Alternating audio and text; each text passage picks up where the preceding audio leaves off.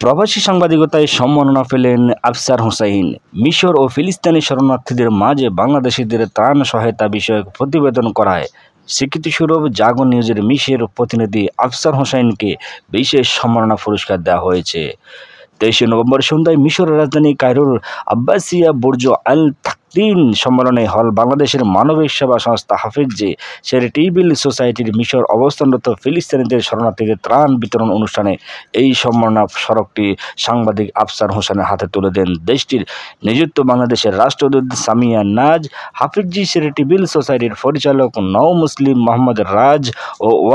One Umme ফাউন্ডেশনের chairman Huzaifa খান আজহারে। এই সময় উপস্থিত ছিলেন বাংলাদেশের দূতাবাস কাউন্সিলর মোহাম্মদ ইসমাইল হোসেন, দ্বিতীয় সচিব আতাউল হক, মানবিক সেবা সংস্থাটির নির্বাহী পরিচালক অধ্যাপক আমিরুল ইসলাম, সহ-সভাপতি ডক্টর মশিউর রহমান, সাধারণ সম্পাদক মাওলানা ইব্রাহিম খলিল, স্বাস্থ্য বিষয়ক পরিচালক মাওলানা ইমরান নাফিস, কার্যনির্বাহী সভাপতি মুফতি তাহিদুল ইসলাম